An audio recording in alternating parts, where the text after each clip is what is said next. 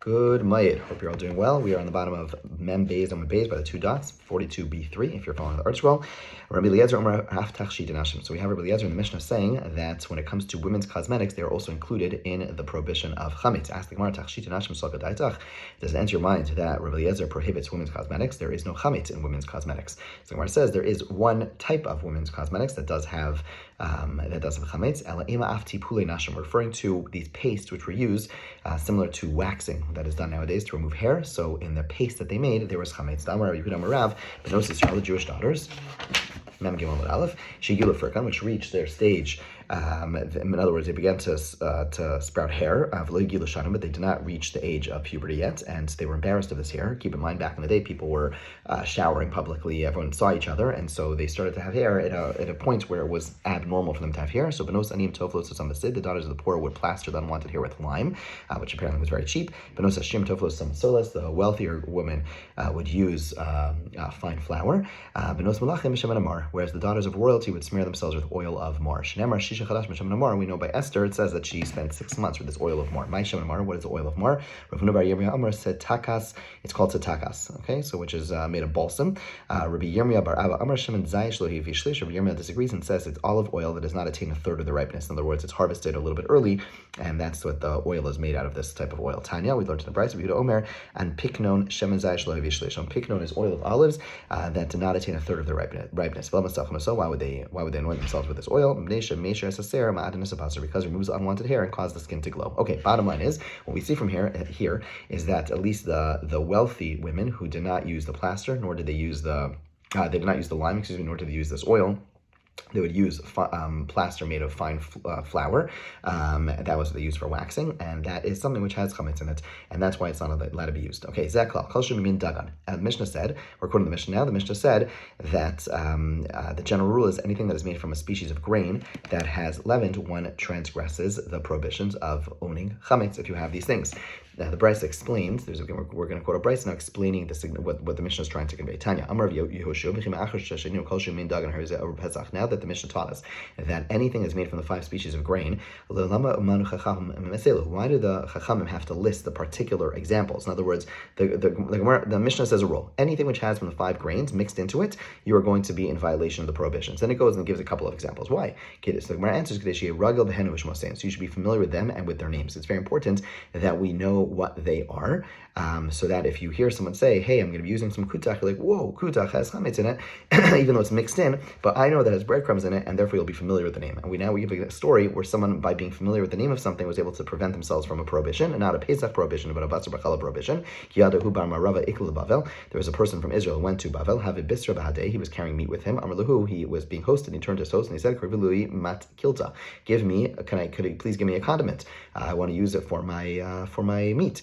For my bread. So Shamadika Amri Karivule Kutach. They said, bring him kutach. Came into Shama Kutach. Bearish. Once he heard kutach, like, whoa, kutach has whey in it, as a milk derivative, and therefore he abstained from eating it. So it's very important to know what words are, what terms are, so you could know if it has chametz in it. That's why the Mishnah gives these examples. Presumably these are common foods. Hari Elu Bazar. So the Mishnah then concluded saying that these things, okay, no, remember, what was in the list? Was a group of things which were mixed, things which had chametz that was mixed into something else. So kutach, for example, is the milky dip.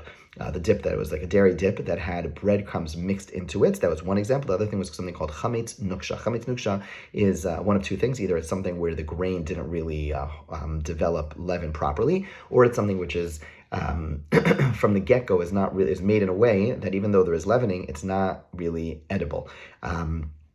There's another category I just want to distinguish, and that is when you have chametz, full-fledged chametz. You know, the famous thing we say that has to be roy lachilas kelev. That's when it's a full-fledged chametz, and then it becomes so spoiled that a dog cannot eat it. But that's the threshold for something which was full-fledged chametz, and now in order to take it out of that category, it has to be something which a dog cannot eat. But if you have something which from the beginning was not really edible, even though a dog would theoretically eat it, that's already called chametz nuksha, and it's in its own category. And the Mishnah told us that those two things, chametz mixed into it and chametz nuksha, hari ilu basara, you are in violation of a prohibition, as opposed to if you eat chametz gamar, if you ate just like a bagel on Pesach, you get kares. But over here, if you go ahead and eat these things, again, chametz mixed into something like kutach or something where it's chametz nuksha, then the punishment is a prohibition, meaning you are in violation of a biblical prohibition, which the punishment would be malchus, but not kares. And the Gemara now wants to know, Mantana, who is the author of this Mishnah? Techametz 43a2. Techametz dagan gamar did harovis, that full-fledged grain chametz that's mixed into something else, with nuksha be'ene, or it's defective chametz that is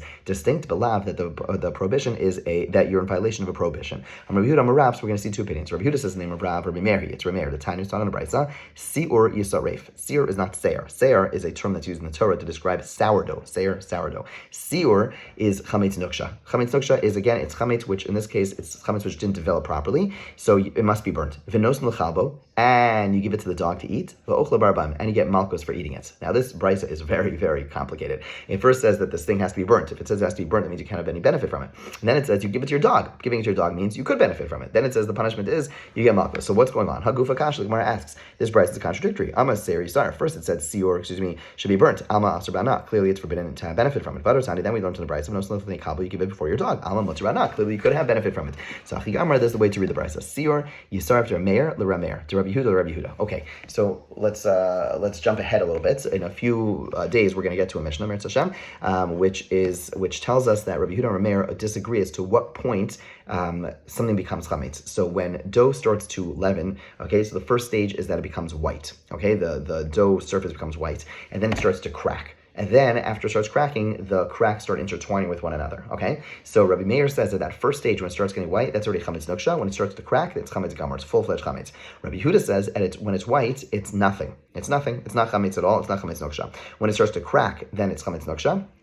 When it starts intertwining, then it's chametz gamor, then it's full-fledged chametz. Now, Rabbi Yehuda does agree when it starts to get white. He does say rabbinically you have to go ahead. You cannot eat it, but you're allowed to benefit from it because it's only a rabbinic prohibition. So now the way to read this is like this: seer, the opening line of the Brisa says seer yisarif. Whatever seer is has to be burnt. Rabbi Yehuda has his version. Rabbi Meir has his version. Okay, so whichever version you have of what seer is, you burn it. V'nos l'fnei kalbo, and you give it before your dog. What does that mean? To Rabbi Meir, Rabbi Yehuda. What that means is Rabbi Meir's chametz. Rabbi Meir's seer, Rabbi Meir's chametz nuksha, which is when it gets white, which according to Rabbi Meir is already chametz nuksha. According to Rabbi Yehuda, you are allowed to benefit from it. You could give it to your dog. Va'ochla barbaim, and then the last line, which said one who eats is punishable by 40 lashes. Asar Rabbi Meir, that goes according to Rabbi Meir, who says that seer is the punishment is. So now we see clearly Rabbi Meir says that chametz nuksha, which is seer, you get a punishment of malchus. Okay, shamina le Rabbi Meir nuksha be'eni belav. You see from here that Rabbi Meir holds that the punishment for nuksha is that it's biblical prohibition. And now Rabbi Yehuda says in the name of Rav, v'chol shekin, and certainly chametz dagan gamar leidit haroves, and certainly chametz, which is mixed into something else, for sure it's going to be a prohibition as well. Clearly, this Amora understands that if chametz mixed into something else is more machmir than chametz nuksha. So we have chametz nuksha. Meir says explicitly is a lav, and he says for sure if he holds that that's something you get punishment for, so for sure he's going to hold you get a punishment. You're punished for having chametz mixed into something else, and therefore it's also going to be a lav. So therefore, Yehuda says in the name of Rav that the Tana of our Mishnah is Rameir. Rav Nachman is a different version. Different possible suggestion as to the author is Rabbi Eliezer or he says Rabbi Eliezer. The Tanya we learned in the Brisa. Rabbi Eliezer, the Tanya chametz dagan gamor anish kares. The eating full-fledged grain chametz, one is punished with kares. Al eruva belav. If you mix it with other things, the punishment is biblical prohibition. Rabbi Eliezer says clearly over here, if you mix full-fledged chametz with other things, then the punishment is a prohibition, okay, meaning it's a lav, not kares. This is the word of Rabbi Eliezer. Chametz dagan gamor anish kares. For eating full-fledged grain chametz, it's kares. Aleruva below klum. If you mix it, there is no punishment. Now, there's a big debate. We're gonna let me first let me come back to that debate. Let's see. So you see from here, Rabbi Eliezer holds that full-fledged grain chametz, when it's in a mixture, is a biblical prohibition. And Rav Nachman says, and for sure nuksha, which is distinct. For sure, it's going to be subject to a prohibition as well. Okay, so according to Rav Nachman, he holds chametz nuksha is more chamor, is more strict than regular chametz through a mixture, and therefore he says, we see explicitly, Rabbi Eliezer says that chametz of a mixture is biblically prohibited, and he says, and because chametz nuksha, according to him, is more chamor, so he says, if it's so for a mixture, so for sure chametz nuksha is also going to be allowed. So Rav Nachman therefore says that the author of our Mishnah, who says that both chametz nuksha and chametz of a mixture is going to be allowed, is both Rav Eliezer. Okay, Rav Nachman, my time alone, Rav Yehuda. Why does Rav Nachman, the second Amora, not say like Rav Yehuda, the first one who said that it was like Rav Meir? He says, Dilma ad kan Rav Meir hasam el nuksha be'enei. Aval chametz dagan gamra did her low. He says, hey, maybe Rav Meir, all we see is Rav Meir says his halacha by nuksha, because he said by what's it called, by sior. But who says he says the same thing by regular chametz mixed in? And again, keep in mind, according to Rav Nachman, chametz that's mixed in is seen as less stringent. So we don't know, right? So according to Rav Nachman, we don't know that if it's chametz which is mixed in, who says that Rav Meir would say if it's prohibited? Maybe he holds that it's actually permitted. Rav Yehuda might, or at least not biblically prohibited. Maybe it's still usher, but it's not going to be something you get lashes for. Rav Yehuda might tell him Rav Nachman, the opposite over here. Why does Rav Yehuda not say like Rav Nachman? He says,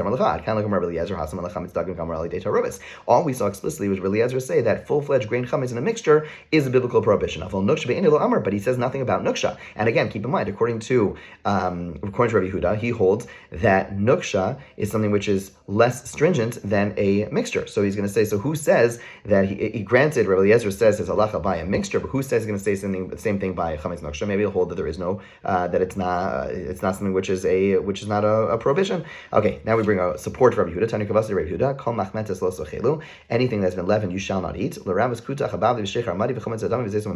And examples given are only things which are mixtures, only things which are a mixture of regular chametz mixed with something else. Yachli anush kares, you would have thought the punishment is kares. Tamalomar, what's the pasuk says, kichal ochel chametz nechrosa, any meats chametz, their soul shall be cut off. Chametz dag and gamar anush kares, for a full-fledged grain chametz, you get kares, l'ruvi belav, but if you mix it, it's a lav. So man shamas leid amar l'ruvi belav. Who do we know? Okay, now that price is said anonymously, but who do we know who says that a mixture is something which is a biblical prohibition and not kares? We know it's Eliezer, v'ilu nuksha ve'enei lo kamar, and there's no mention of chametz nuksha there. Shmamina nuksha Rav Meir Eliezer leisle. So in that price, which we go into detail, and it tells us all the things that's included in kol machmetzes, which is the prohibition that includes things which are not full-fledged chametz. The only examples given are mixtures, and we know who's the one who holds mixtures are prohibited, Rabbi Eliezer, and there's no mention of chametz nuksha. So this would seem to support Rabbi Yehuda Marav, who said that Rabbi Eliezer is not the Tana of Mishnah. Rabbi Eliezer only holds mixture of chametz. That's when it's going to be a lav, but it's Rav Meir who holds that it's chametz nuksha and a mixture that you're going to be liable for a lav. Now let's just pause. We're going to pause over here, but it's worth pointing out two things. One,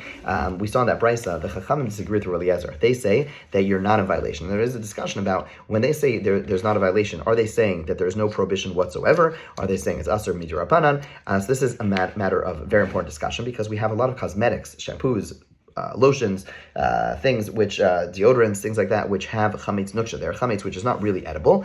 You can't really eat deodorant, but technically you could eat it. You could eat it, but it's not like normal. It's not palatable. I think is the way that they translate it. It's like it's edible, but it's not really like something you would normally eat. And so the question is, if we go, if the Rabbi Eliezer and the Rabbi Eliezer holds chametz nuksha is asur, the Chacham disagree. So we go like the Chachamim. So if we go like the Chachamim, then that would mean it's mutter. Again, what does it mean? It's mutter. Does it mean that it's asur? Or asur midoraisa, asur midrabanan. Bottom line is like this: the most poskim, well, I shouldn't say most poskim. There's machlokas poskim. Some poskim say that even though we pass like the Chachamim, chametz nuksha when it comes to cosmetics is something which is still going to be asur, even though you're not eating it, and that's really the novelty over here. Because even though you're not eating it, and normally to be in violation, at least of some of the prohibitions, you have to be eating it. But over here, there are those who say that even though we have a concept called sicha kachila, which according to many is only relevant on Yom Kippur, where anointing is like eating. But some say when it comes to Pesach as well, we're going to be machmir and say that anointing is like eating, and therefore if you have deodorant, shampoo, lotion, which has chametz in it, even if it's chametz nuksha, you still cannot do so. However, there are many other poskim who say no, there is no problem. There's no problem whatsoever, and therefore you could use chametz. You could use any soaps, shampoos, etc., which are chametz nuksha. No problem. You don't have to worry about any of those things. You could just use them. The one area which I would recommend, which some poskim make like a middle ground, and that is that if it's something like a lipstick or lip gloss, something like that, which has chametz nuksha, there you would stay away from it because of the fact that it's going into your mouth, and ultimately you are going to potentially consume even a little bit of it, and that's something we should stay away from. Have a wonderful day.